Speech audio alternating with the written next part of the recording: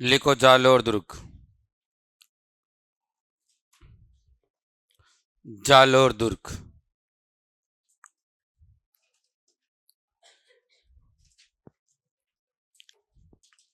निर्माण। जालोर दुर्ग निर्माण।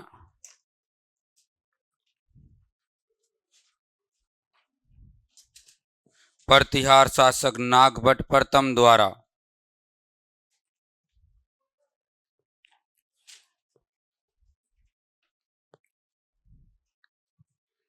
निर्माण। प्रतिहार शासक।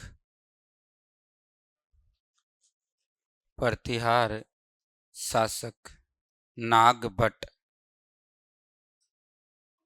प्रथम द्वारा। प्रतिहार शासक नागभट्ट प्रथम द्वारा। ठीक है। कौन सी पहाड़ी पर है? सोनगिरी। कौन सी पहाड़ी है? सोनगिरी पहाड़ी या कनकाचल पहाड़ी। सोनगिरी या कनकाचल पहाड़ी पर बना हुआ, इसीलिए किस में आ जाएगा? गिरिदुर्ग। ध्यान देना, इस दुर्ग के थोड़े से दूर एक नदी जाती है जिसका नाम है सुकड़ी। कौन सी कड़ी? तो कभी प्रश्न पूछ ले गलती से, सुकड़ी नदी के किनारे कौन सा दुर्ग है? जालोर दुर्ग हो जाएगा। कौन सा? जालोर दुर्ग। निर्माण किसके द्वारा? प्रतिहार शासक नागभट्ट प्रथम द्वारा। अगली लाइन में लिखो उपनाम। उपनाम। सुवर्णगिरी, सोनगिरी, सोनगढ़,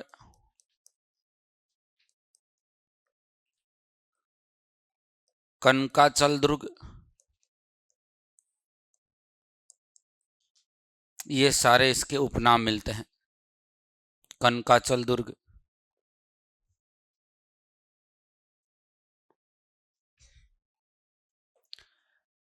अब देखो इधर, जालोर को प्राचीन नाम कभी आपने पढ़ा होगा तो एक नाम लिखा हुआ था, क्या? जाबालीपुर। तो जबालीपुर या जाबालीपुर प्राचीन नाम क्यों था? क्योंकि ये जो जालोर है, ये जालोर जबाली ऋषि की तपोभूमि था। क्या था? तो जबाली ऋषि की तपोभूमि होने के कारण ये वाला क्षेत्र क्या कहलाता था? जबालीपुर। क्या कहलाता? बाद में कहते हैं जाल वृक्ष की जहां तक सीमाएं फैली थी, जाल एक वृक्ष होता है, लोर यानी सीमा, जाल वृक्ष की जहां तक सीमाएं फैली हुई थी वो क्षेत्र क्या कहलाया? जालोर कहलाया। तो इसका प्राचीन नाम जबालीपुर होने के कारण इस दुर्ग को भी जबालीपुर दुर्ग कहते हैं। तो एक इसका जो नाम मिलता उल्टा है जबालीपुर दुर्ग। जबालीपुर दुर्ग। तो एक इसका नाम हो जाएगा आपकी जबालीपुर दुर्ग।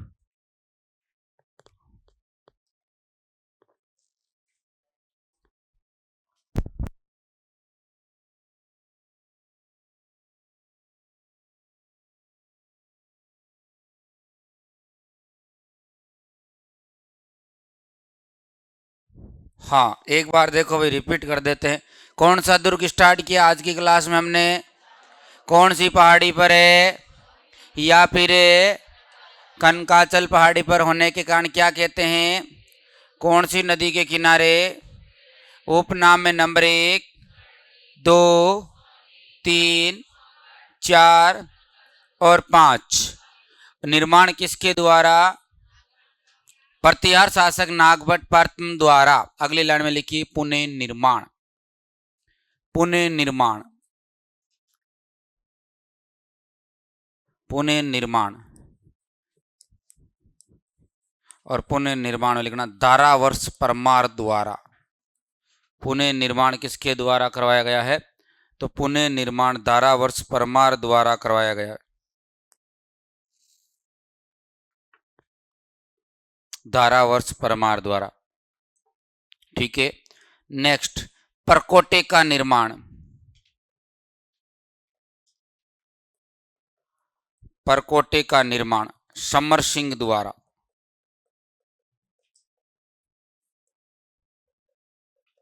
समर सिंह द्वारा। तो इसका निर्माण नागभट्ट प्रथम ने, पुनः निर्माण धारावर्ष परमार ने, परकोटे का निर्माण समर सिंह ने। ओके, अगली लाइन में इंपॉर्टेंट करके लिखो। पश्चिमी राजस्थान का, पश्चिमी राजस्थान का सबसे प्राचीन एवं सुदृढ़ दुर्ग माना गया है। सबसे प्राचीन एवं सुदृढ़ दुर्ग माना गया है। सबसे प्राचीन एवं सुदृढ़ दुर्ग माना गया है।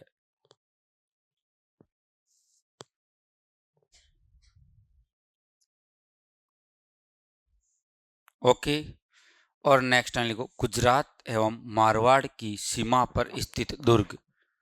गुजरात, कौन सी रात? गुजरात एवं मारवाड़ की सीमा पर, सीमा मतलब बॉर्डर, गुजरात एवं मारवाड़ की सीमा पर स्थित दुर्ग। ओके, अब आओ इधर। अधिकांश दुर्गों का इतिहास लड़ाई, साका, केसरिया, जोहर वहां अटका रहता है। बाकी दुर्ग के अंदर क्या है वो चीजें हो जाती है रटने की। मैं कह दूं कि इस दुर्ग के अंदर मलिक शाह पीर की दरगाह, इसमें क्या पढ़ाना होता है? वो तो आपको रटनी है कि मलिक शाह पीर की दरगाह कहाँ है, कि जालोर दुर्ग। सांप्रदायिक सद्भावना का दुर्ग किसे कहते हैं? जालोर को। चौकड़ी नदी के किनारे कौन सा है? जालोर। कनकाचल पहाड़ी पर कौन सा है? जालोर। ये तो पढ़ना पड़ेगा। लेकिन इस दुर्ग में एकमात्र शाखा हुआ, पहले उसकी बात बता देता हूं जो सबसे महत्वपूर्ण है, फिर इस दुर्ग में और क्या क्या है हम बात करेंगे। तो हेडिंग क्या बनेगा? जालोर का एकमात्र शाखा। कहां का? कौन सी लोर? जालोर का एकमात्र शाखा। बताओ कब हुआ? 1311 बोलने वाला कौन है? उसको तो बाहर निकालना ही पड़ेगा। जालोर का शाखा पता नहीं किसने बोला था? आपने? इन्होंने बोला तो सही बोला। फिर 1311 में हुआ था। कब हुआ था? आप अरे गुरु,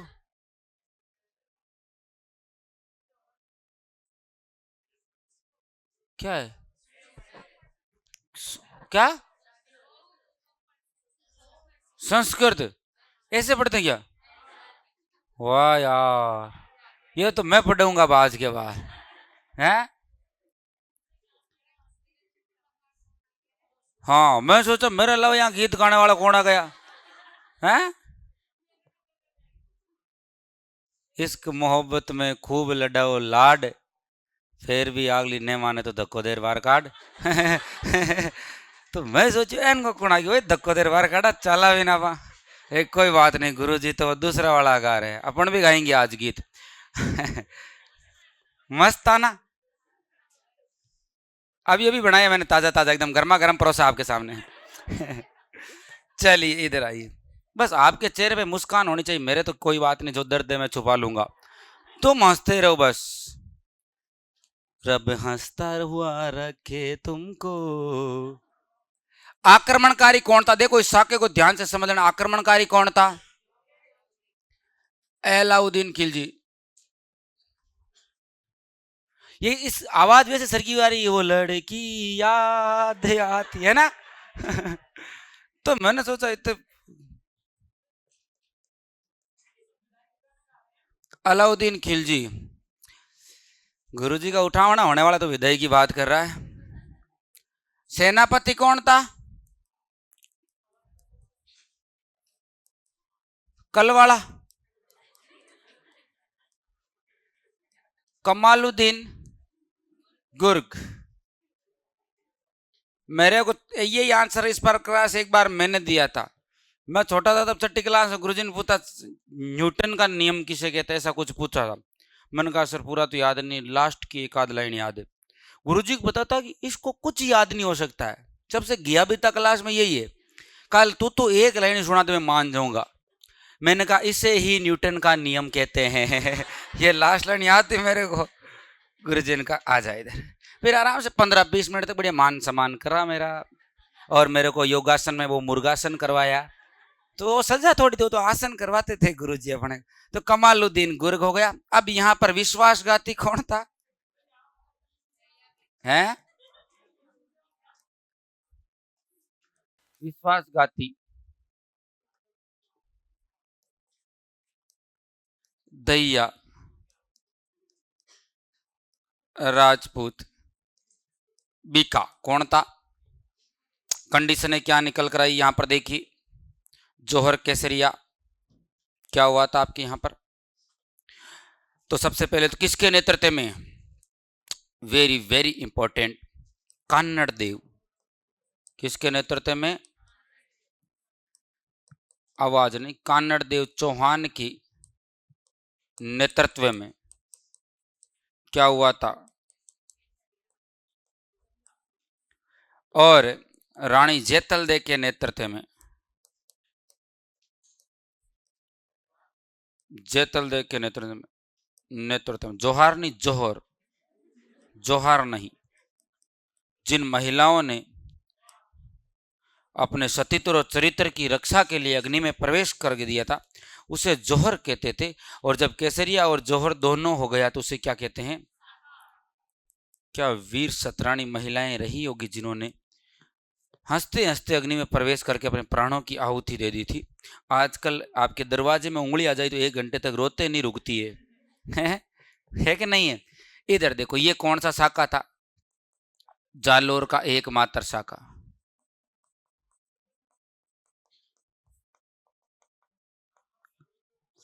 हाँ अभी रोक तो सही, तू सब्र तो कर, सुनाऊंगा लव स्टोरी।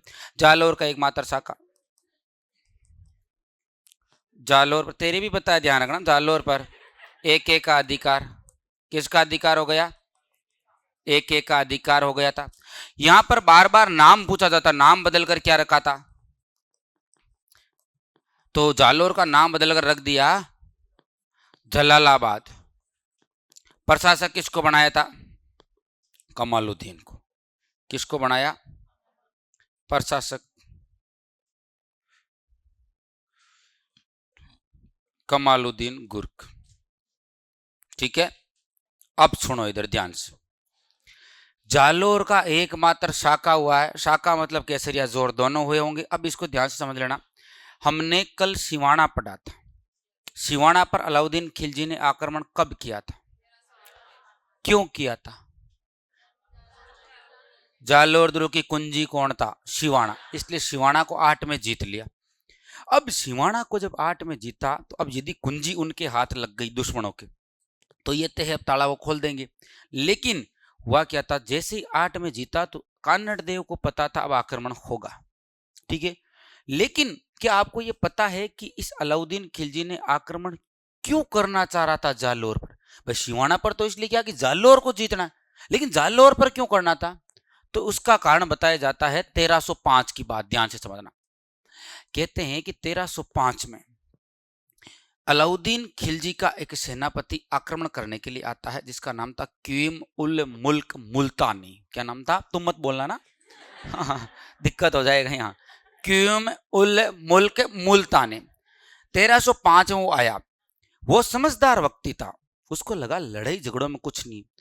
कान्नड़ देव को उसने आकर कहा कि देख, मेरे को तो भेजा आक्रमण करने के लिए, लेकिन मैं जानता हूं कि आक्रमण या लड़ाई झगड़ों में कोई मतलब नहीं, तो मैं तेरे को एक चीज बोलूं यदि माने तो। कान्नड़ देव ने कहा जी बताइए। कि तू मेरे साथ दिल्ली चल ले, तेरी सम्मानजनक एंट्री करवाऊंगा अलाउद्दीन के दरबार में और सम्मानजनक संधि करवाऊंगा अलाउद्दीन के साथ, तेरा किसी भी प्रकार का कोई अपमान नहीं होगा। संधि कर ले, बात खत्म। ना तो तेरे जालोर पे आक्रमण होगा, ना हमारा जन धन का नुकसान होगा, और इज्जत में तेरे कोई कमी आ जाए तो मुझे बोल देना। जब कान्नड़ देव को इस प्रकार की बात कही तो कान्नड़ देव को लगा यार फिर क्या ही दिक्कत है, यदि ये संधि के लिए लेके जा रहा है और कह रहा है कि सम्मानजनक संधि करवाएं तो युद्ध से अच्छा संधि कर लेते हैं। तो 1305 में क्यूम उल मुल्क मुल्तानी कान्नड़ देव को आपके गौरवपूर्ण संधि का आश्वासन देकर अपने साथ कहां लेकर जाता है? उसका नाम था क्यूम उल मुल्क मुल्तानी। पता नहीं इसकी बुआ कौन थी जो ऐसा नाम रखा। इसको कानड़ देव को गौरवपूर्ण संधि का आश्वासन देकर कहां लेकर गया था? ठीक है, ये दिल्ली बात बताते हैं आपके कौन? फरिश्ता जी। अभी जो कहानी सुना रहा हूं ये फरिश्ता के अनुसार है।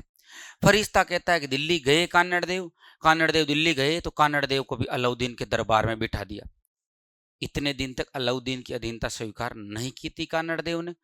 जैसे ही कानड़ देव दरबार में बैठे तो अलाउद्दीन को लगा अब तो कोई बचा ही नहीं होगा, लगभग तो सारे मेरी अधीनता स्वीकार कर चुके।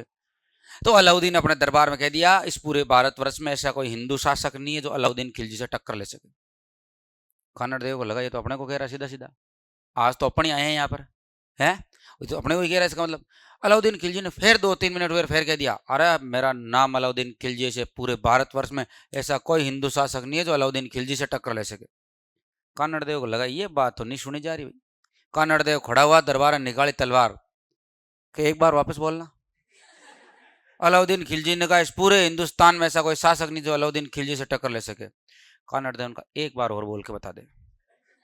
अलाउद्दीन खिलजी ने फिर जोर से कहा कि इस पूरे भारतवर्ष में ऐसा कोई हिंदू शासक नहीं है जो अलाउद्दीन खिलजी को टक्कर दे सके। कानड़ देव ने तलवार लहराई, वहीं पर दरबार में कहा ये राज जालोर का कानड़ देव चौहान, यहाँ तो तेरा दरबार है, चाहे मार भी सकता तू, हिम्मत है तो आ जाना जालोर के मैदान में, देख लूंगा तुझे, मैं तुझे चुनौती देकर जाता हूँ तुझे। और भाई साहब अलाउद्दीन खिलजी के दरबार में अलाउद्दीन खिलजी को चुनौती दे के आ गया। तो एक तो कारण बताते ये कि इसलिए अलाउद्दीन खिलजी ने कहाँ अटैक किया था। अभी कोई आप कह दोगे आ जाना शाम को से रिद्धि सीधी देख लूंगा आपको, तो फिर मैं क्या करूंगा? मैं 15 दिन तक रिद्धि सीधी नहीं जाऊंगा। क्या मतलब है जाने में, है?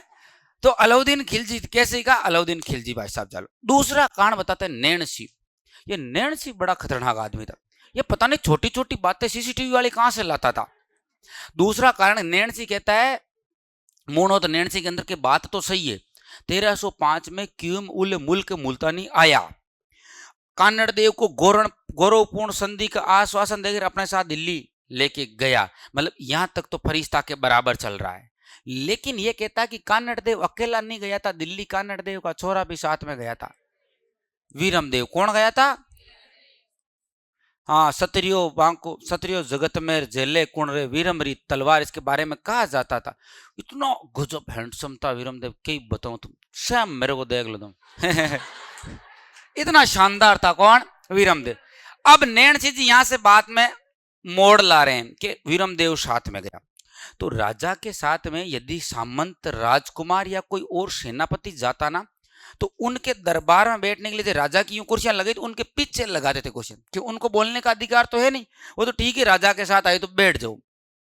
तो कहते हैं कि वीरम देव भी जब गया तो कहा कि भाई जालोर के राजकुमार है तो इनकी भी कुर्सी लगा दी गई। लेकिन इधर तो राजाओं की कुर्सियां लगी हुई, इधर सिंहासन पे अलाउद्दीन बैठा, उधर पीछे लगा दी वीरम देव की कुर्सी।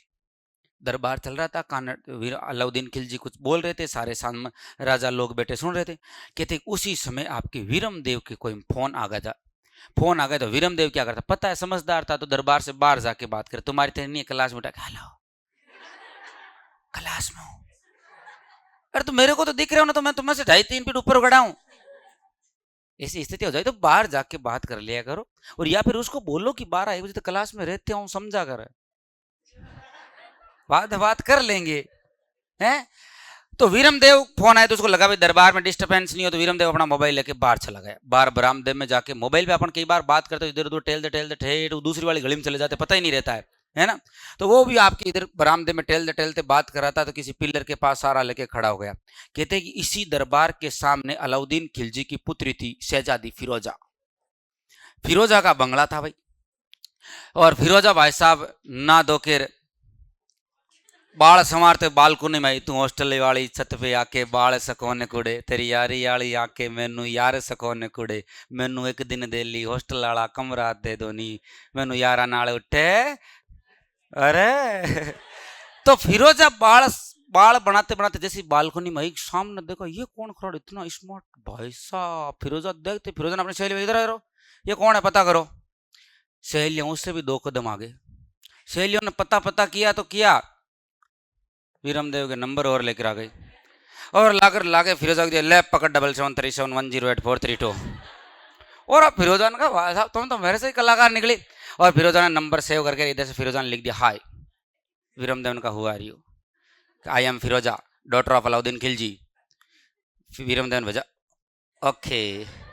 उधर फिरोजा ने वापस वो इमोजी, इधर वीरमदेव की तरफ से वो दिल बीच में तीर लगा हुआ। हाँ मतलब बात आगे बढ़ी, दोनों के फिरोजा के और वीरमदेव के बीच में क्या हो जाती है, दोस्ती हो गई थी। क्या हो गई? अब वीरमदेव तो बापड़ा जालोर जैसी रियासत से गया दिल्ली, तो वीरमदेव ने फिरोजा को कहा कि मेरे को दिल्ली तो घुमा दे रहे। फिरोजा ने कहा कोई दिक्कत नहीं, आओ अपनी स्कूटी पे घुमाती हूँ। फिरोजा ने कहते हैं कि 10-15 दिन तक जब तक वीरमदेव दिल्ली रहा कानड़ देव जी के साथ में, तब तक फिरोजा और इनके बढ़िया दोस्ती हो जाती। फिरोजा के साथ ही घूमता फिरता आराम से दिल्ली में और मौज मस्ती करती। 15 दिन हो गए, वापस जालोर तो जाना था। कहते हैं कि 15 दिन बाद में वीरमदेव और अपने ये कानड़ देव जालोर चले गए।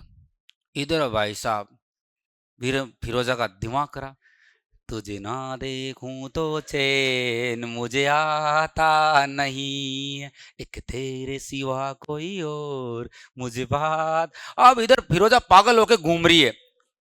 अब अलाउद्दीन को कहा कि भाई साहब कुछ भी हो जाए मेरे को वीरमदेव चाहिए। इधर वीरमदेव बड़ा बड़ा खतरनाक आदमी, दिल्ली के नंबर अलग थे, जालोर के नंबर अलग थे।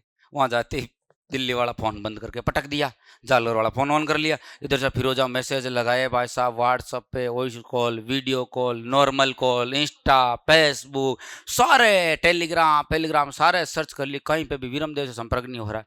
अब उसको लगा कि भाई साहब ऐसा तो नहीं हो सकता। अलाउद्दीन को कहा तो अलाउद्दीन ने ज़्यादा सीरियस बात ली नहीं लड़की की, तो कहते हैं फिरोजा भाई साहब सीधा 7 समंदर पार में तेरे पीछे पीछे आ गई और सीधा दिल्ली से खुद अकेली कहाँ चली जाती है।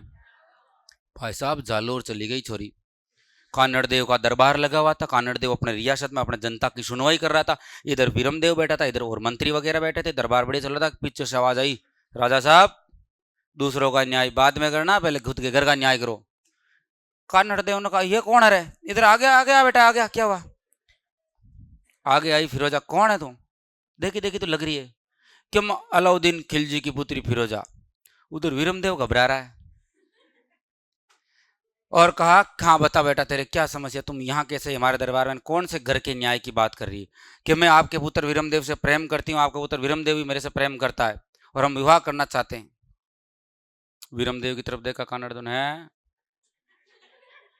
कब?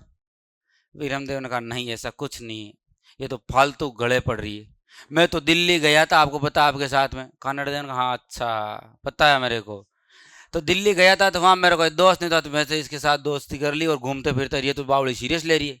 ऐसा कुछ नहीं पिताजी, I am only just friend.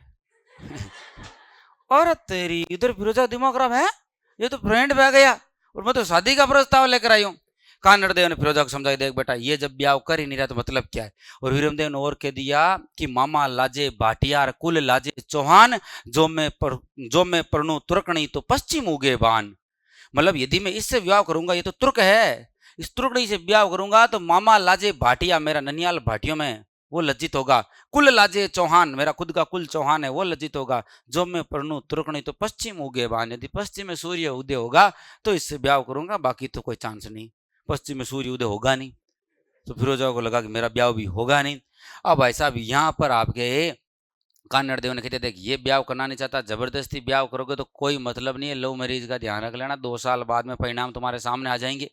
2 साल पहले जिसको लेके भागा था 2 साल बाद उसको देखते ही भागता है, ये सच्चाई है। और वीरमदेव ने उसको आपके एडवाइस जोर देती कि देख बेटा कोई मतलब नहीं है, घर जा जहाँ तेरा पिताजी ब्याह करे समाज के छोरे के साथ में वहीं ब्याह करना, क्योंकि लव मैरिज करोगे तो ब्याह की मौज तो ले ही नहीं सकोला, मिलबाड़ान कार्ड दे ही नहीं सकोला, रात का उठ जागोला उठ भागोला, कदर थाने कोई करेला कोनी, नांदेराला मायरो भरेला कोनी, इर वास्ते समाज रो कायदो है, समाज री छोरिया ते ब्याह करना में ही फायदो है। फिरोजा का दिमाग खराब, मेरे को सलाह दे रहा शहजादी को। फिरोजा यहाँ से गई और जाकर अपने बाप को बोला कि पिताजी मुझे कोई मतलब नहीं है, मैं वहां गई मेरे इस प्रकार से अपमानित किया गया, मुझे आपके वीरमदेव चाहिए। अलाउद्दीन खिलजी लड़की के आगे घुटने टेक देते हैं और कहे ठीक है। तो अलाउद्दीन खिलजी ने फिर कहाँ आक्रमण किया? जालोर पर आक्रमण किया, जालोर दुर्ग को घेर दिया। अलाउद्दीन की मैंने कल ही बताई थी कूटनीति से युद्ध जीतने की नीति थी, अधिकांश युद्ध उसने ऐसे जीते, दुर्ग को घेर लो, अंदर रसद आपूर्ति खत्म हो जाएगी, पानी खत्म हो जाएगा, ऑटोमेटिकली दरवाजे खोलेंगे, घेर के बैठ गया। लेकिन अपने तो राजा महाराजाओं ने पहले ही इस प्रकार से दुर्ग बना दी, 1-1 साल तक तो रसदापूर्ति समाप्ति नहीं होती। अलाउद्दीन खिलजी बैठा घेर के, कहते कि दैया राजपूत बीका, ये जो दुर्ग से घर जाता आता इस प्रकार का था, विश्वास पात्र था कानड़ देव का।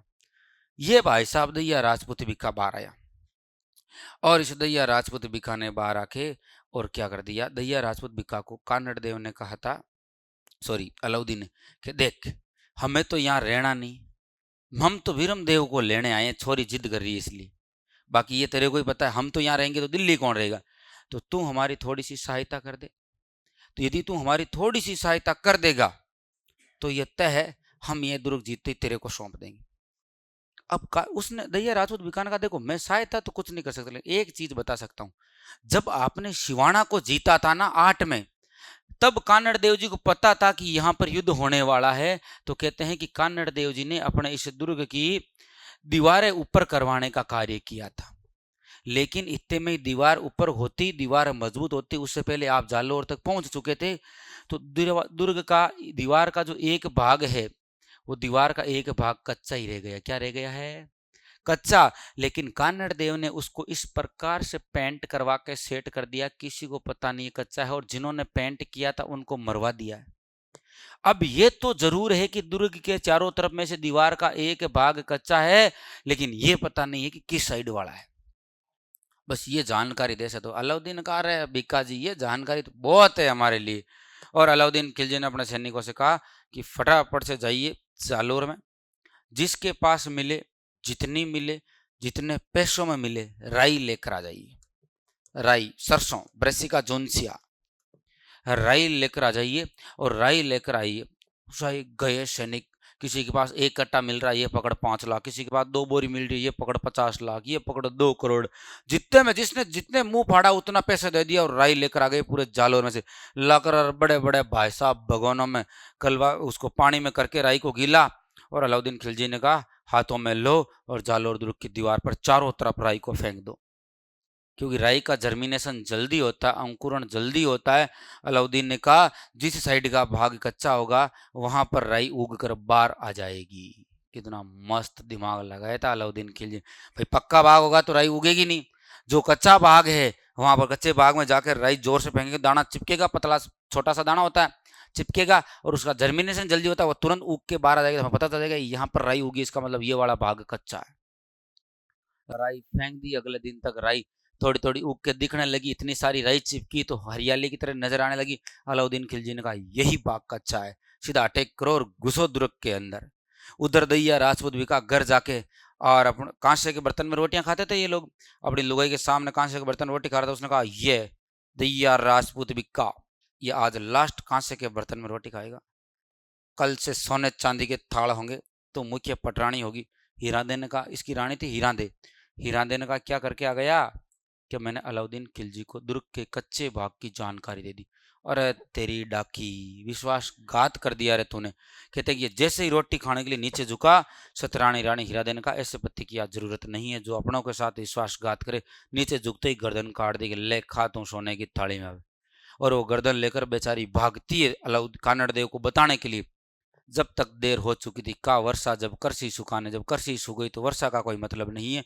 ये गई तब तक भाई साहब अलाउद्दीन खिलजी के सैनिकों ने कच्चे भाग पर अटैक कर दिया। धमीड़ धमीड़ उठ रहे हैं, इधर दुर्ग के अंदर कंकर पत्थर उछल रहे हैं। भाई साहब दुर्ग के अंदर पता चल गया, कच्चे बाग की जानकारी मिल गई है। 15-20 मिनट में अलाउद्दीन खिलजी की सेना दुर्ग में प्रवेश करने वाली है। सारे सैनिक इधर उधर भाग रहे हैं, महिलाएं इधर उधर भाग के जौहर की तैयारियां कर रही है, सैनिक ढाल भाले तलवारें तैयार कर रहे हैं, बच्चे रो रहे हैं, दासियां चिल्ला रही है, पूरा दुर्ग में अंदर हाहाकार मचा हुआ है। और जो वीर योद्धा थे वो सिर पर कफन बांध कर केसरिया तैयारी कर रहे हैं कि अब तो मरना ही है, लेकिन ज्यादा से ज्यादा अलाउद्दीन खिलजी के सैनिकों को मार के वीरम देव, कानड़ देव, जितने भी वीर योद्धा थे दुर्ग में, सब ने केसरिया धारण करके हाथ में तलवारें लेके और जय भवानी करके अलाउद्दीन खिलजी की सेना के सामने कूद पड़े। भयंकर वाला घमासान होता है। वीरमदेव कानड़ देव दोनों वीर गति को प्राप्त हो जाते हैं। सारे राजपूत योद्धा केसरिया कर लेते हैं। अंदर रानी जेतलदे के नेतृत्व में समस्त राजपूत महिलाओं ने अग्नि में प्रवेश करके अपने सतीत्व और चरित्र की रक्षा कर ली थी। और दुर्ग पर किसका अधिकार हो जाता है? अलाउद्दीन खिलजी का अधिकार हो गया। और कहते हैं कि वीरम देव कानड़ देव ने तो अपना लास्ट में सिर है जो काट कर भगवान शिव के सामने अर्पित कर दिया था, ऐसा भी कहा जाता है। अब इधर सुबह आराम से दोपहर तक युद्ध जीत जात के बैठ गए। अलाउद्दीन जालोर दुर्ग में बैठा के थक गए, युद्ध युद्ध किया तो वे सारे मार काट लाशें पड़ी है इधर उधर बिखरी हुई। जितने में कोई एक आया, दो एक बोरी उठाए हुए यूं करता करता लगटे कि महाराज का लो साहब दो 5 लाख। अलाउद्दीन का क्या है कि राई है, कि राई का भाव राते ही गया। राई का भाव सुनी होगी ये कहावत, कहाँ से आई है ये? जालोर दुर्ग से। कहाँ से आई? क्यों रात को राई के भाव, अब क्या करे राई को, अब तो जरूरत नहीं है हमारे, तो ये कहावत वहीं से आई, राई का भाव राते ही गया। कहावत का संबंध कौन से दुर्ग से है? जालोर दुर्ग से। जालोर पर अधिकार हो गया। अब अलाउद्दीन ने कहा वो कहाँ है हीरा, वो क्या नाम उसका, बीका। तो किसी ने बताया साहब बीका को तो उसकी लुगाई ने लपका दिया। अलाउद्दीन ने कहा ठीक रहा, उसने लपका देने तो मैं लपकाता भी, कि जो अपने मालिक का नहीं वो हमारा तो क्या ही हो सकता है। अलाउद्दीन खिलजी ने इसका नाम बदलकर क्या रख दिया था? जलालाबाद। प्रशासक किसको बना दिया? कमालुद्दीन गुर को। अब सुनो आगे, मजा तब आएगा। ये जब युद्ध करने आए थे तो आए किसको लेने थे? वीरमदेव को। तो फिरोजा ने क्या करा, अपनी फिरोजा की दहाई माँ थी जिसका नाम था गुलबिस्त। क्या नाम था? गुलबिस्त। कहते हैं कि फिरोजा ने अपनी दाई माँ गुलबिस्त को साथ में भेजा कि आप ध्यान रखना वीरमदेव का, युद्ध युद्ध में चोट नहीं लग जाए उसके, आप लेकर आ रहा वीरमदेव को। गुलबिस्त ने कहा ठीक है। इस युद्ध में गुलबिस्त साथ आई। घंटे भर बाद पता चला वीरमदेव तो कटा पड़ा मरा है। अब गुलबिस्त करे तो करे क्या? गुलबिस्त ने क्या करा, मरे हुए वीरमदेव का गला काटा, मुंडी पकड़ी लेकर दिल्ली गई। और ले जाकर गुलबिस्त ने उसको जो सिर था वीरमदेव को वो ले जाकर किसको दिया? भाई साहब फिरोजा ने जैसे ही उसका सिर देखा, फिरोजा का दिमाग खराब। सॉरी नहीं, प्यार तो किया ही था। तो भाई साहब जैसे मरा हुआ देखा तो फिरोजा ने कहा ले अब तो जीने का मतलब ही नहीं है। कहते हैं कि उसके वीरमदेव के सिर के साथ फिरोजा ने यमुना नदी में कूदकर क्या कर ली थी? आत्महत्या कर ली थी। दिल दिया है जान भी देंगे सनम तेरे लिए। तो ये ध्यान रखना भाई, आपके फिरोजा ने सच्ची मोहब्बत की थी, इसका मतलब वीरमदेव समझ नहीं पाया। तो ये कारण था आपके जालोर दुर्ग पर अटैक होने का अलाउद्दीन का। पहले यहां तक उतारो फिर और बातें लिखवाता हूं इसके नीचे की। समझ में आ गया होगा? तो कुल मिला के जस्ट फ्रेंड नहीं है अपने, ध्यान ही रखो।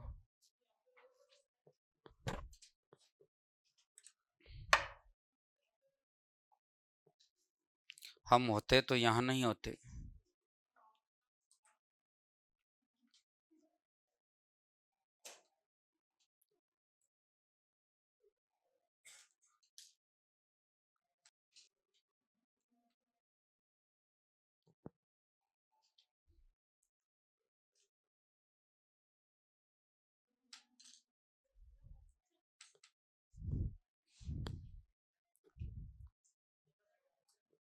पत्रों से प्यार किया नादान थे हम, गलती हमसे हुई इंसान थे हम। पत्रों से प्यार किया नादान थे हम, गलती हमसे हुई इंसान थे हम। और आज जिन्हें हमसे बात करने में तकलीफ होती है उस शख्स की कभी जान थे हम।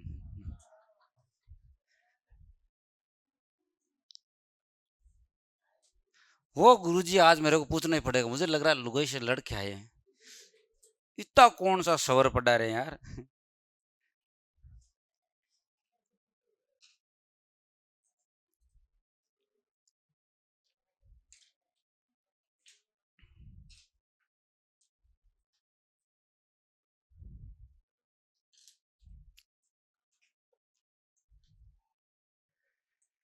तेरी उंगली पकड़ के चला, लिख दिया क्या?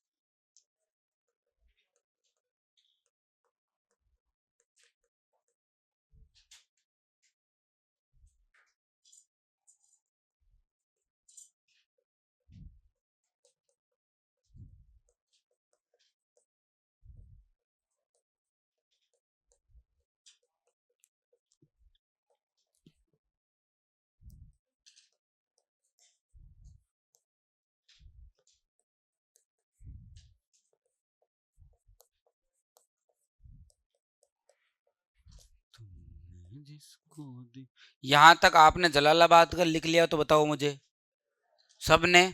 इसके नीचे वाली लाइन में लिखो पर है प्रशासक कमालुद्दीन गुर्ग, लिख दिया प्रशासक कमालुद्दीन गुर्ग।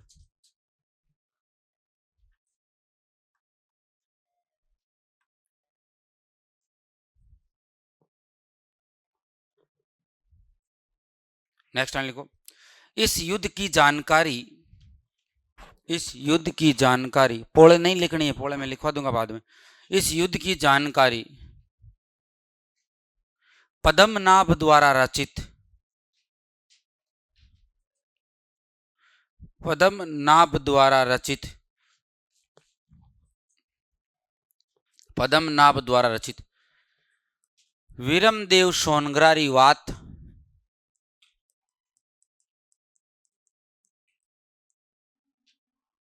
वीरमदेव सोनग्रारी वात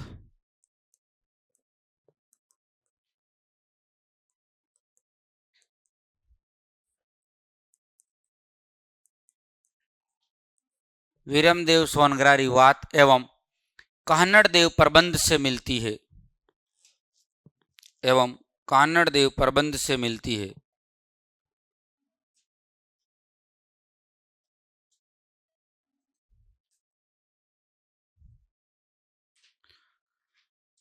कहां से मिलती है? तो दो रचनाएं वीरमदेव सोनग्रारी वात और कान्हड़ देव प्रबंध, दोनों को लिखने वाले हैं पद्मनाभ जी और उन्होंने इस युद्ध के बारे में ये बात बताई है। नेक्स्ट लाइन लिखो, इस दुर्ग से संबंधित कहावत, इस दुर्ग से संबंधित कहावत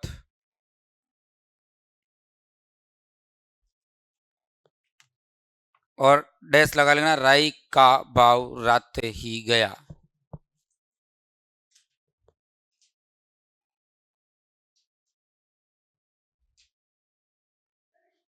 राई का भाव रात ही गया, लिखूं क्या? चलो लिख देते हैं, आपने नहीं कहा है तो फिर मैं लिख देता हूं, आप हाँ कह दो तो मैं नहीं लिखता।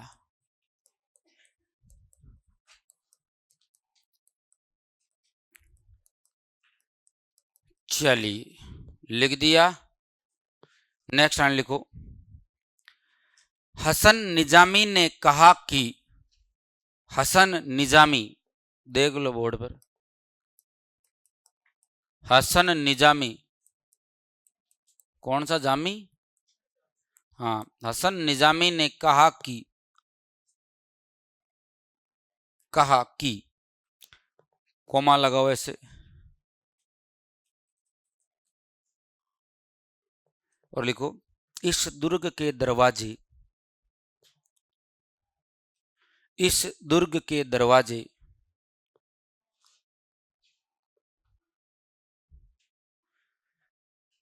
कोई भी आक्रमणकारी नहीं खोल पाया। वेरी इंपॉर्टेंट लाइन है, इस दुर्ग के दरवाजे कोई भी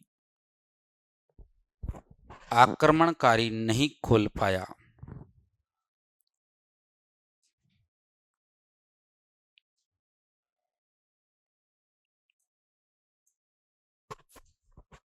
ठीक है, कोई भी कह रहे, क्यों परेशान कर रही है मक्की?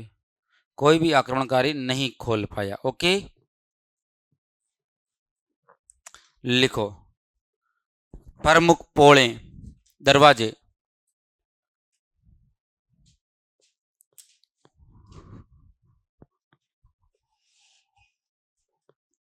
और पांचों के नाम लिखो।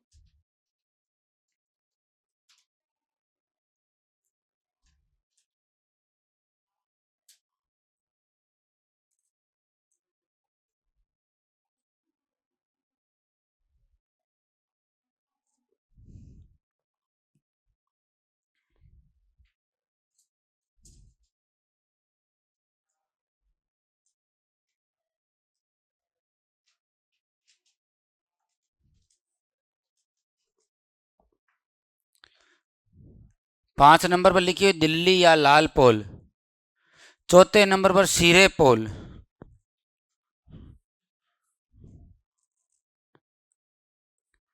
मेरी दुआओं में,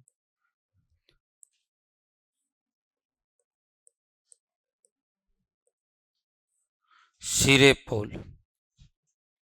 ओके, नेक्स्ट लिखो अन्य स्थल, अन्य स्थल।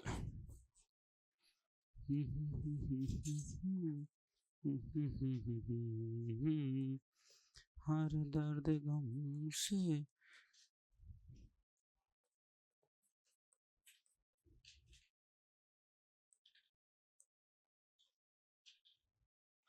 नंबर 1 अलाई दरवाजा मस्जिद। कौन सी लाई? अलाई दरवाजा मस्जिद।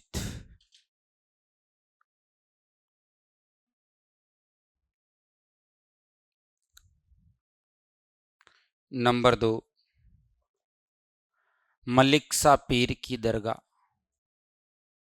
मलिक सा पीर की दरगाह।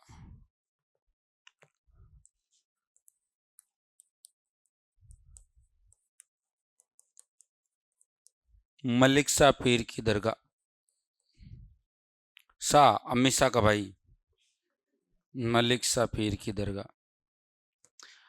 3 नंबर पर शोवन बावड़ी, शोवन बावड़ी, शोवन स्टेप वेल और जालर स्टेप वेल। स्टेप वेल इन बावड़ी होती है तो जालर स्टेप वेल। जालर वैसे अलग नाम होता है, ये गेल छपी झालर ही होती है, एक झालर मंदी में ही बजती है। कहते हैं ना, देख बेटे खुद का नाम आते कितने हंसते। जालर बावड़ी, सोहन बावड़ी। नंबर 5 पर लिखी मान सिंह का महल, मान सिंह का महल।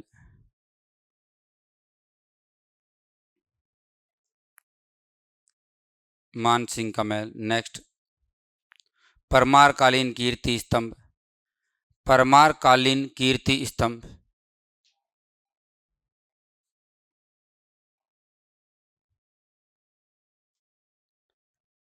परमार कालीन कीर्ति स्तंभ। नेक्स्ट 2 मंजिला रानी का महल, 2 मंजिला रानी का महल।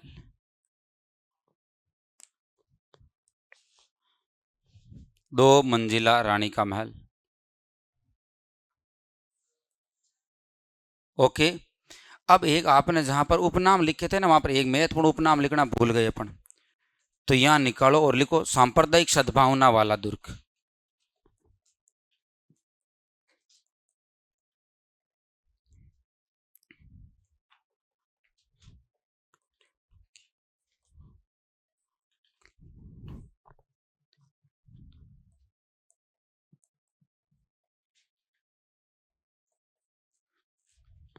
सांप्रदायिक सद्भावना वाला दुर्ग।